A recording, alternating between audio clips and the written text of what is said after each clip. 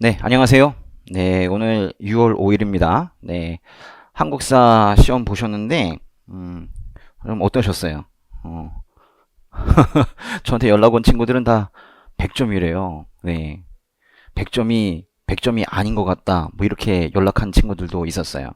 왜 그렇게 쉽게 느껴진 걸까요? 뭔가 이렇게 한 문제에서 하나를 그냥 물었어요. 더군다나, 두 개가 남질 않아요. 그죠? 지문이 두 개가 남아서 2번인가? 3번인가? 뭐 이러면서 헷갈려야 되는데 그럴 만한 문제들이 별로 없었던 것 같아요. 좀 다소 평이했다는 그런 평가가 되고 있는 오늘 문제 한번 보도록 하겠습니다. 1번 문제인데요. 은역정월이라고 나왔어요. 은역정월에 제천행사를 지내고 그것이 영고라 합니다. 부영고는 12월이죠. 이건 부여입니다. 은역정월은 지금 우리식으로 따진다면 12월인데요. 요즘에는 12월이라는 어떤 해석한 돈보다는 은역정월이라는 원문으로 보통 많이 나오죠. 부여입니다. 그리고 이 두 번째 것은 지금 한 고등학교 교과서에 나와 있는 부여에 대한 얘기이기 때문에 꼭 알아야 된다 그랬는데요. 참 패션이 좀 특이하죠. 흰색, 흰색, 흰색, 그리고 가죽신, 그죠? 아주 백으로 입고, 그리고 가죽신을 신는 그런 나라는 부여입니다. 부여예요. 예.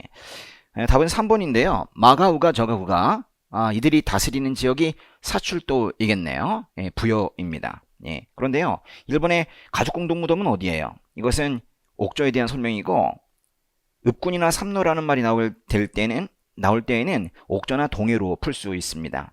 맨 끝에 천구는 사만이겠죠? 2번 북쪽 구지. 뭐 구지라는 말만 보고도 전 이 나라가 가야인 줄 알았는데요. 구간이라는 표현도 있고요. 여기 보시면 황금알 6개. 최근에 황금알 6개만 가지고 시험에 나온 적이 있었죠. 예, 그리고 수로가 나왔어요.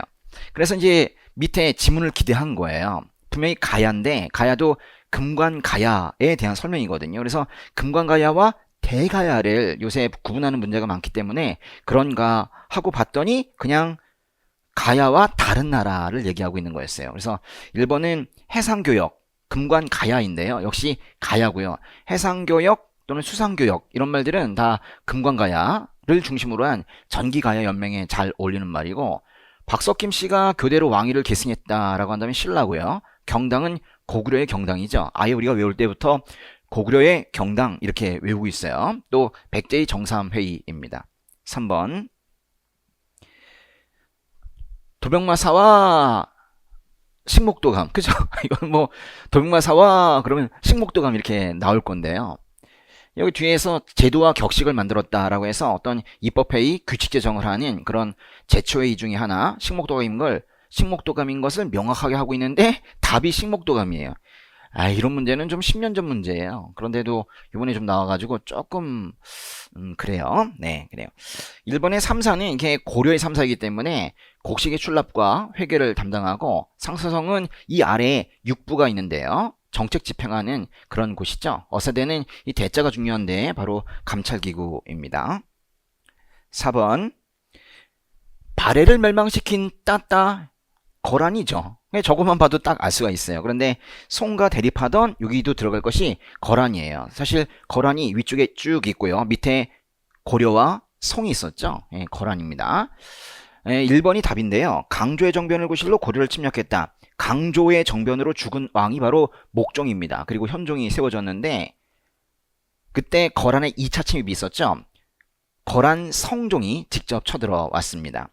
이번에 동북구성과 관련된 것은 동북구성을 개척했다고 해도 여진이고, 동북구성을 반환했다고 해도 그것도 여진이에요. 이건 여진입니다. 다루아체나 쌍성청나무 이런 것들은 몽골족과 관련된 것인데 뭐 나라 이름으로 한다면 원이라고 할 수도 있겠죠. 3번과 4번은 몽골족 원나라입니다. 5번 무릎 관직을 받은 자의 고시는 오품이하일 때 맨 끝에 서경, 오품이하 관리는 서경을 거쳐야 되는데요. 서경권을 가지고 있는 것은 양사입니다. 양사는 다 사자가 들어가 있는데요. 사헌부와 사간원이 바로 양사죠. 여기 사간원이 있으니까 여기 들어갈 것은 사헌부입니다. 그리고 경국 대전에 보면 사헌부를 딱 이렇게 설명하고 있어요. 시정을 논합니다. 그리고 관리를 규찰하는데 이것이 바로 감찰이에요. 그리고 풍속을 바르게 한다 그랬는데 이것이 풍속 교정입니다. 요 세 가지는 순서대로 그대로 나올 거예요. 이러면 바로 사헌부이죠. 근데 답이 그냥 사헌부예요. 이래서 안타깝다니까요. 예. 사헌부에 관련된 조금 더 좀 고차원적인 답이 있잖아요. 뭐 예를 들어 별명을 줄 수 있잖아요. 백부상대 5대라고 한다. 가는 그죠? 가는 백부상대 5대라고 한다. 이러면 너무 답이 좋은데 사헌부 이게 뭐야? 이건 조금 그래요. 예, 공부를 열심히 한 친구들은 좀 아쉬울 것 같은 그런 생각이 듭니다. 교서관 조선의 최대 인쇄소입니다. 예, 조선 후기에는 중인들이 과거에 급제하면 교서관에 임용되는 것을 관리로 하였죠. 승문원 외교문서 작성이고 또한 문자 들어가는 것으로 예문관인데 예 하고 문장 쓰는 곳은 바로 왕의 교서를 작성하는 예문관이죠. 승정원은 왕명출납하는 그런 곳입니다. 6번 그가 왕에게 알아왔다. 이 부분에 왜 체크를 했냐면 최소한 그가 왕에게 알아면 그는 왕은 아니에요. 그죠? 네, 그래요. 근데 왕에게 직접 말할 정도면은 상당히 가까이 있었던 고위 관료인 것 같긴 합니다. 삼교는 소태 발과 같아서 여러분 이 표현을 좀 외워두도록 그렇게 하세요. 요거는 앞으로 또 나올 건데요. 삼교는 솥의 발과 같아서 이런 표현을 또 누가 쓰겠어요. 삼교는 솥의 그 세 발, 그 발과 같다는 거예요. 그러면서 유교, 불교, 도교 이야기를 하고 있는데요. 특별히 도교를 구해 가져와야 된다. 이렇게 지금 말하고 있어요. 근데 어디에서 도교를 가져와요? 이거면 다 끝난 거야. 당나라에서 도교를 가져온다. 그러면 영계소문이죠, 뭐. 그죠? 영계소문이 당나라에서 도교를 가져온 것은 영류왕 때와 보장왕 때예요. 영류왕 때부터 가져오기 시작해서 보장왕 때도 가지고 왔죠. 천리장성의 축조를 맡아 수행하였다. 답은 그래서 2번. 이것이 바로 영계소문인데요. 천리장성은 이것이 누가 축조 담당자였는가 이거를 시험에선 자주 묻지는 않아요. 물론 우리는 영계소문이 만든 건 알고 있는데요. 천리장성. 그래서 한 번은 이렇게 나온 적도 있었죠. 지난번에 경간부 시험에서 좀 비슷한 표현이긴 한데 천리장성 수축을 주관하였다. 뭐 이렇게 연계소문이 나온 적이 있었어요. 이렇게 기출이 천리장성 축조를 주관한 것은 연계소문이기 때문에 연계소문으로 우리가 외울 것이긴 하지만은 어떤 학자들의 경우에는 사실 이 나이 때에는 연계소문이 너무 어려서 과연 천리장성 축조를 주관할 수 있었을까? 뭐 이렇게 얘기하는 사람도 있어요. 이건 앞으로는 좀 나올 가능성이 좀 적어질 그럴 전망도 있습니다. 예. 어쨌거나 답은 2번이고요. 1번에 당나라와 동맹을 체결했다. 나당 동맹은 이건 좀 복잡하게 진덕 여왕 때 김춘추 이렇게 얘기를 해야 되죠. 그렇죠? 예. 또 살수대첩은 을지문덕입니다. 남진 정책을 추진해서 한성, 서울을 아예 점령해버린 사람은 장수왕일 거예요. 그래요. 헷갈릴 게 없습니다. 7번 세속에도 오개가 있으니 너무 심하다. 세속 오개잖아요. 원광의 키워드는 원광은 두 개밖에 없어요. 세속 오개와 걸사표입니다. 문제가 세속 오개가 나왔으면 밑에 답은 걸사표가 나오게 되어 있어요. 그러고 나서 뭐 세속 오개만 주어도 되는데 그걸 굳이 첫째, 둘째, 셋째, 넷째, 다섯째 이렇게 주고 있어요. 원광이죠. 예, 답은 3번입니다. 수나라의 청하는 글. 수나라의 청하는 군사를 청하는 글 이게 뭐예요? 그게 바로 걸사표입니다. 걸사표를 608년에 써서 보냈기 때문에 그걸 보고 수나라도 612년에 고구려를 치러 간 거죠. 근데 졌죠? 예, 살수대첩으로 졌습니다. 1번의 1심 사상은 원효로 풀면 되겠고요. 화엄, 특별히 화엄 1승 법계도 이렇게 한다면 이것은 의상으로 풀면 되겠습니다. 왕오천축국전은 해초죠? 예, 오천축국 이게 뭐예요? 5개의 인도와 중앙아시아의 나라 이런 뜻인데 여기 뭐 또 인도만 써놨어. 이건 좀 인도와 중앙아시아라고 해야지 오히려 정확할 거예요. 8번 가는 북학위를 저술하여 뒷말을 볼 것도 없어요. 그죠? 북학위 저술한 사람은 박제가잖아요. 박제가죠. 그죠? 예. 또 해동 역사를 편찬한 사람 나는 누구예요? 한치윤이죠. 너무 심하다. 그죠? 예. 우리 해동 역사는 보통 어떻게 나와요? 500여 종의 외국 자료를 참조하여 민족사 인식의 폭을 확대하는데 기여하였다. 이 워딩을 외우고 있어야 되는데요. 그죠? 뭐 그런 것들이죠. 북학위는 왜 나오는 거예요? 이것 때문에 북학파라는 말이 나왔다는 거죠. 근데 그냥 아예 사람 이름을 구하는 그런 문제가 나온 거예요. 좀 개인적으로는 좀 아쉽습니다.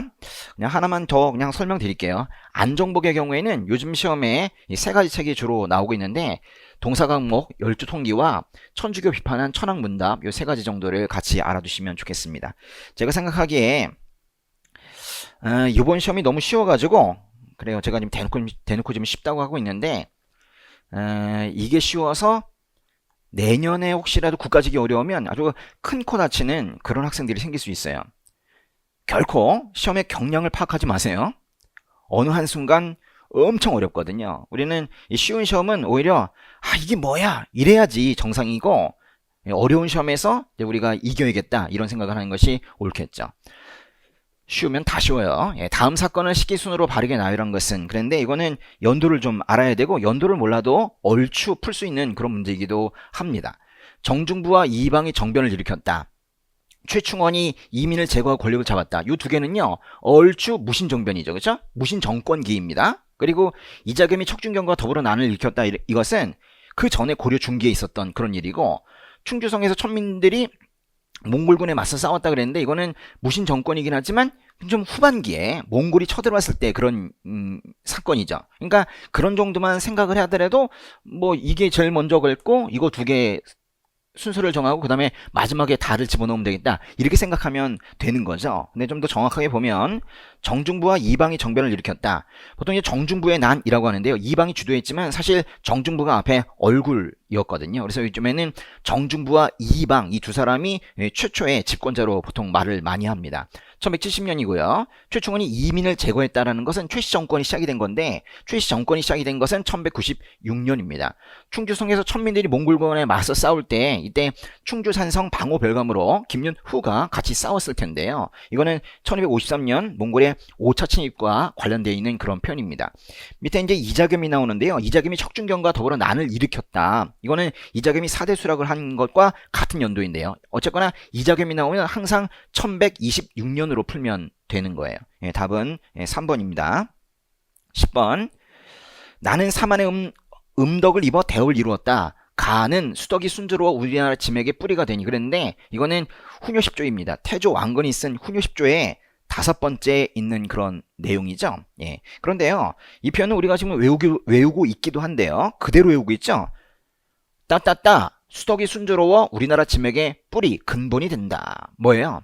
서경이죠. 그래서 이 뒷부분에 보면 앞으로 왕들은 거기에서 100일 이상 머물러서 서경에 오랫동안 머물러가지고 서경을 좀 키우면 좋겠다 이런 바람을 가지고도 있는 거죠. 서경입니다. 서경, 지금의 평양을 말하고 있는 거죠. 답은 4번인데요. 몽골이 이곳에 동령부를 두었다 그랬어요. 동령부가 있고요. 동령부가 있고 쌍성총관부가 있고 저 밑에 탐나총관부가 있는데요. 일단 쌍성총관부는 어느 령 이북에 있어요. 철령 이북에 쌍성총관부가 있고, 그리고 개경과 서경 사이에 자비령, 다른 말로 전령이라고 있는데, 자비령 이북에 서경이 있죠. 전령 이북에 서경이 있죠. 보통 이제 동령부를 얘기할 때는 자비령 이북에 있다 또는 전령 이북에 있다 그랬는데, 그건 다른 말로 한다면 서경에 있는 거예요. 동령부, 서경이죠. 요 표현을 둘 다 알아두세요. 같은 표현입니다. 자비령 이북, 전령 이북, 그 북쪽에는 서경, 평양이 있습니다.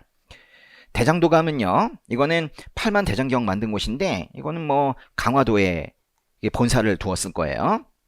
또 수원사 결사운동을 한 것은 전남 순천 송광산에, 그죠? 송광사라고 있었는데 그게 뭐 나중에 뭐 수선사로 바뀌었죠. 전남 순천에 있었던 것이 바로 수원사 결사운동입니다. 공주 명학소가 바로 망이망소이의 고향이며 이들이 반란을 일으킨 그런 곳이기도 합니다.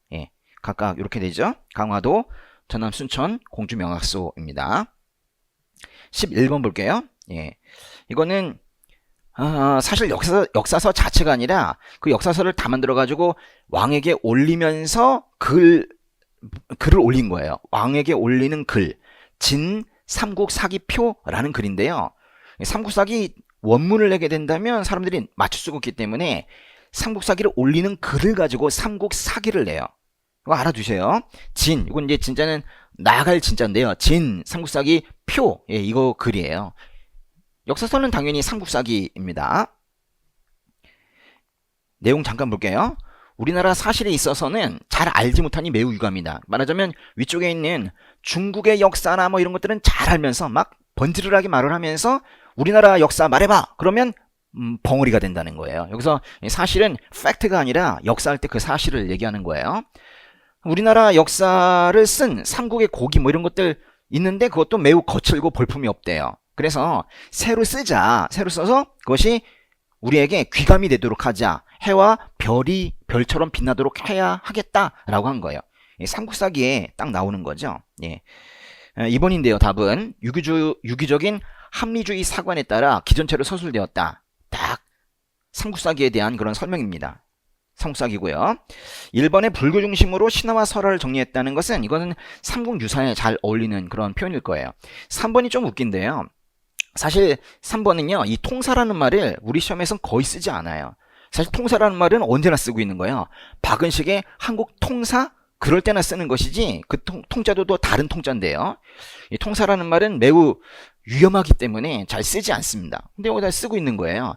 단군조선을 우리 역사의 시작으로 봤다. 이건 단군조선이 시작인 건지 단군이 단순히 언급이 된 건지 단군조선이 우리나라의 최초의 정통 역사인지 뭐 이런 것들을 명확하게 하고 있지는 않아요. 그래서 이거는 딱 하나로 하기는 좀 힘듭니다. 사실 우리나라 최초의 통사는 조선 성종 때의 동국통감으로 볼 수가 있는데 거기 단군조선이 있긴 하지만 그 외기에 별도로 나와 있기 때문에 이그 표현도 좀 그렇고요. 이게 만약에 고려라면 가장 가까운 것은 제왕운기인데요.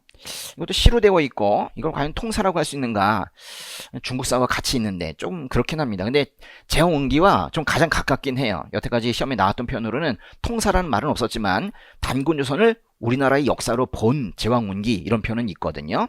그리고 단군조선을 정통으로 보고 있는 조선시대 책은 홍만종의 동국 역대 총목입니다. 이것도 같이 알아두시면 좋겠는데 확실하게 무엇을 말하려고 하는지는 사실 알 수는 없어요. 그렇지만 제왕운기일 가능성이 높죠. 이것이 고려 문제니까요.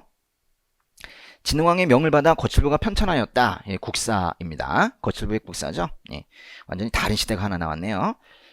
12번 보시면은 문무왕을 아예 줘버렸다면 이건 절대로 문무왕 문제는 아니겠어요. 근데 감은사 그랬어요. 감은사는 감사합니다. 은혜를 누구의 은혜를? 아버지의 은혜. 그죠? 신문왕이 아버지 문무왕의 은혜에 감사한다는 거예요. 그 바다의 용 아버지가 해룡이 되어가지고 나를 지켜준다고 하니까 얼마나 감사해. 예.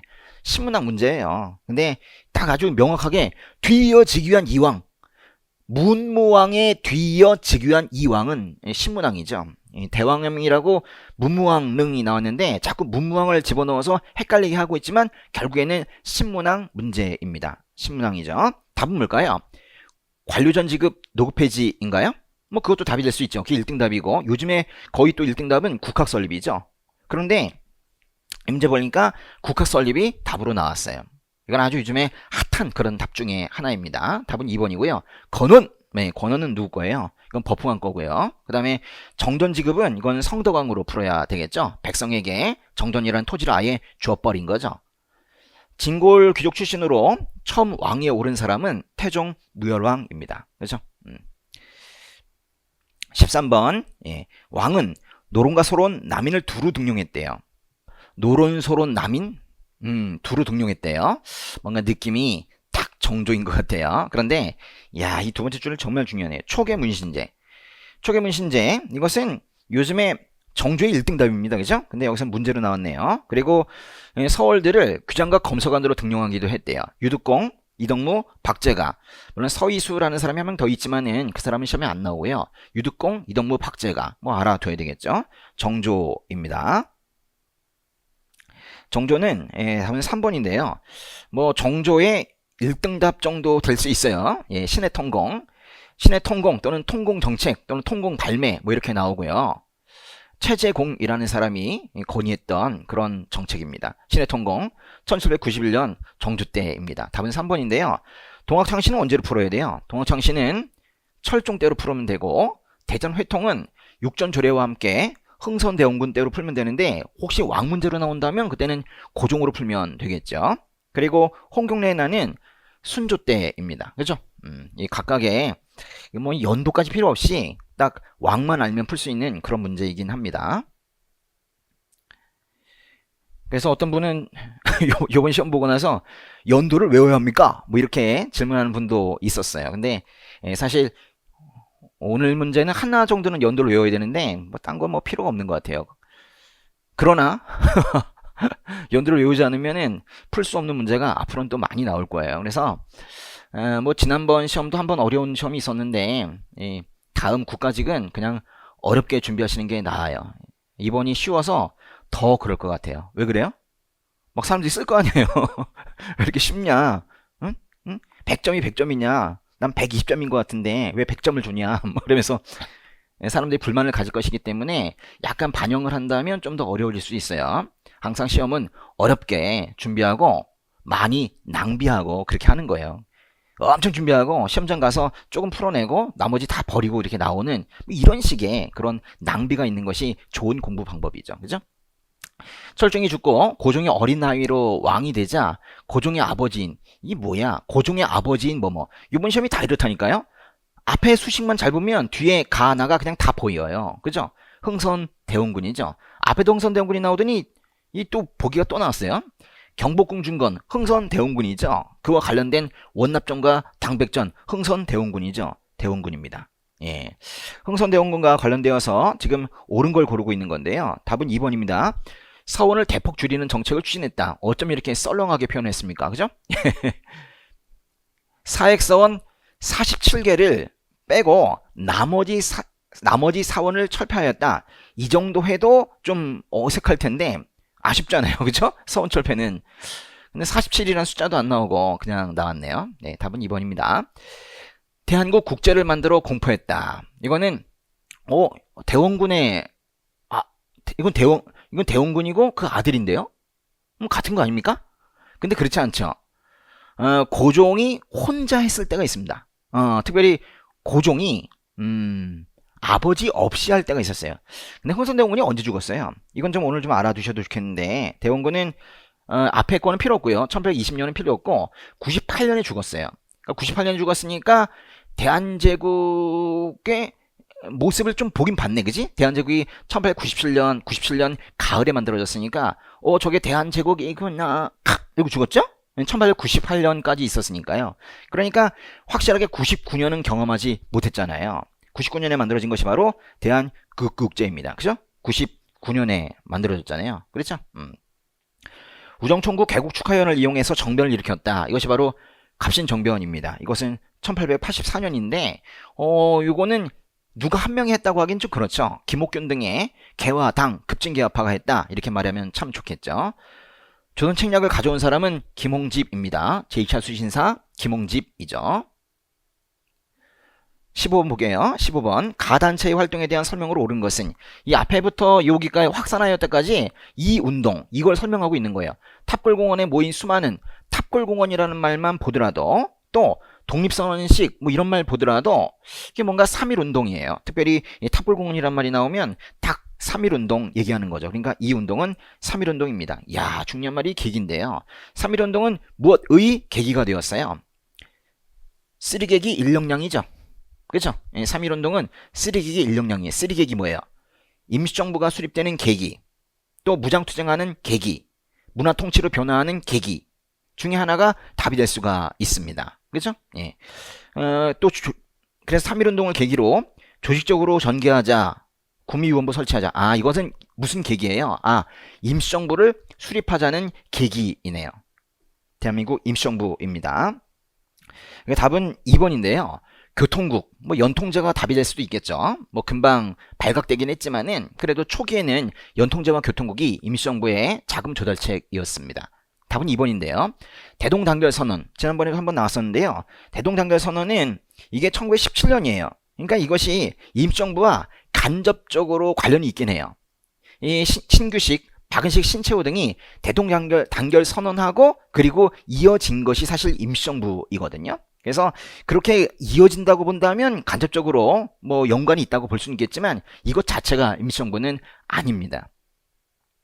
3번에 신흥무관학교는 신민의 거예요. 근데 신민은 이미 1911년에 없어졌기 때문에 1919년에 한족회 단계에서 신흥무관학교가 만들어졌다고 하면 더 좋겠어요.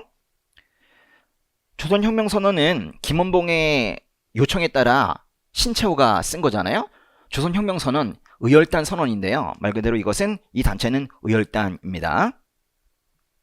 16번 제너럴 셔먼호 1866년이고요. 그쵸? 예, 그리고 미군이 광성보를 공격해서 점령했다라고 한 것은 어제연이 여기서 싸웠을 것 같은데 광성보, 갑곶, 어제연, 미군 이런 것들은 다 신미양요와 관련되어 있는 것입니다.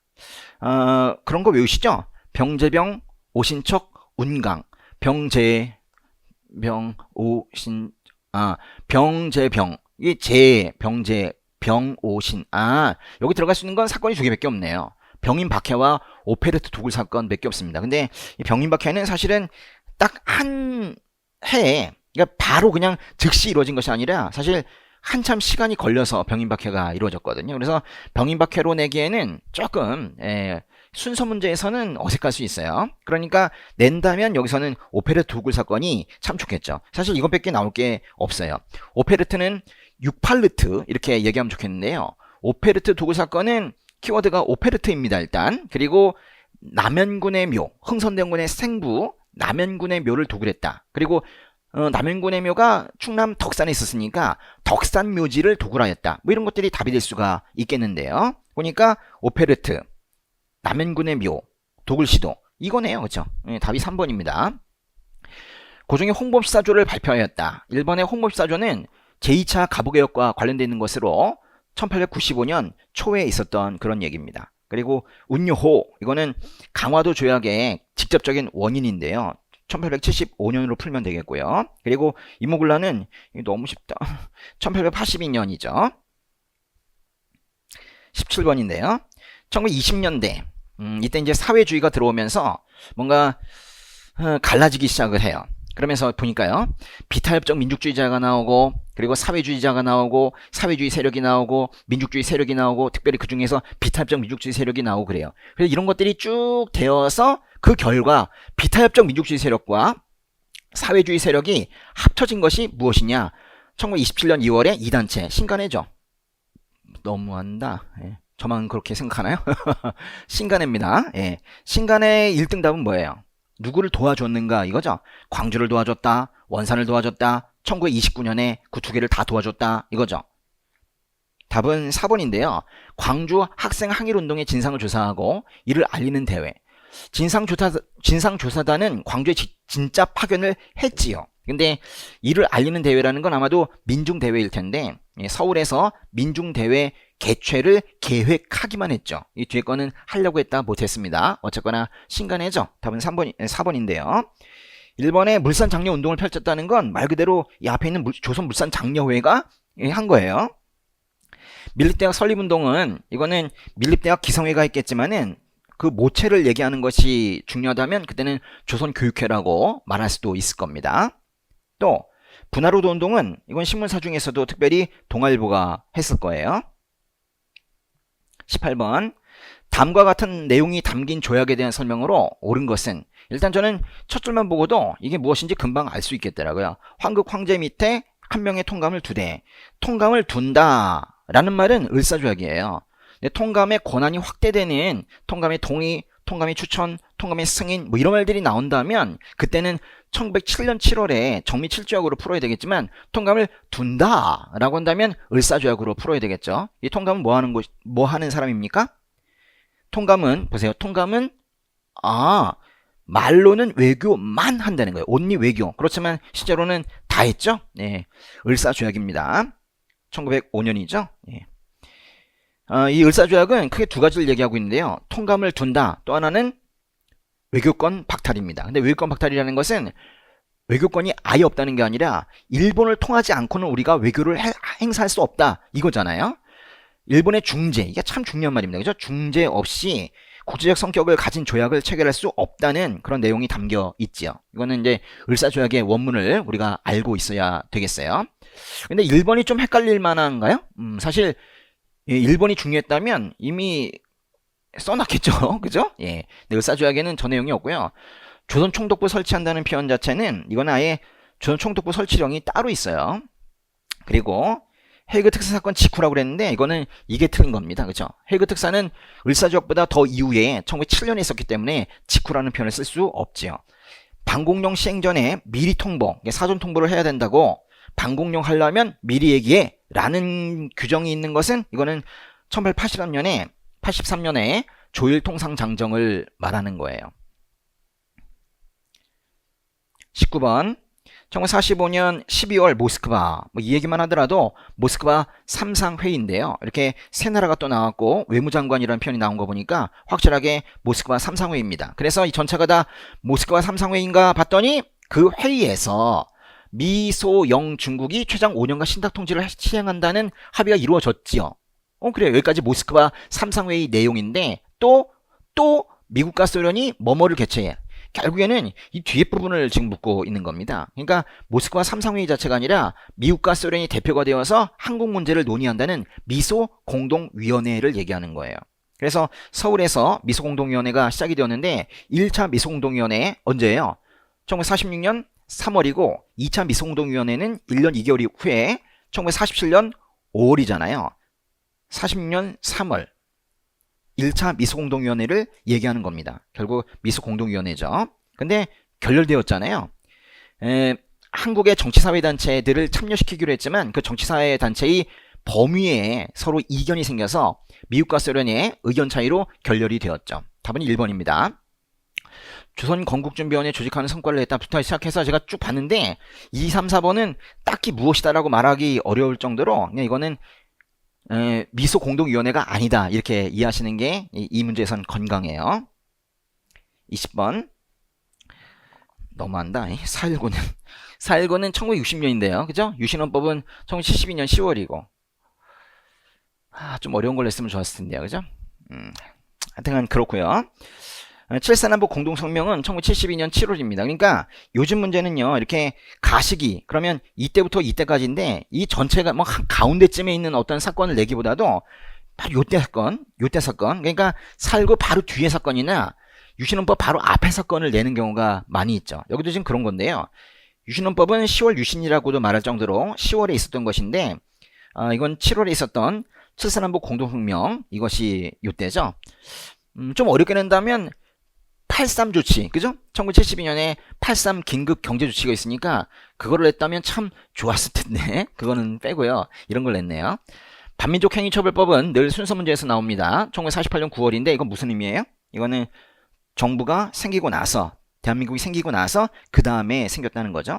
남북한이 유엔에 동시 가입했다는 것은 1991년 9월인데요. 노태우 정부 때입니다. 5.18 민주화운동은 1980년 5월이죠. 예. 그래서 다 보셨네요. 그죠? 예. 사실상 어려운 문제는 없었어요. 그렇지만은, 이것을 쉽다. 일단 내용, 그 난이도만 보지 마시고, 무엇이 나왔는지 그 키워드들을 보셔서 그 부분을 좀 더 깊이 있게, 좀 더 심화된 내용으로 그렇게 한번 복습을 하시는 것이 어떨까 싶습니다. 다음 시험을 준비해야 되니까요. 예. 수고하셨습니다.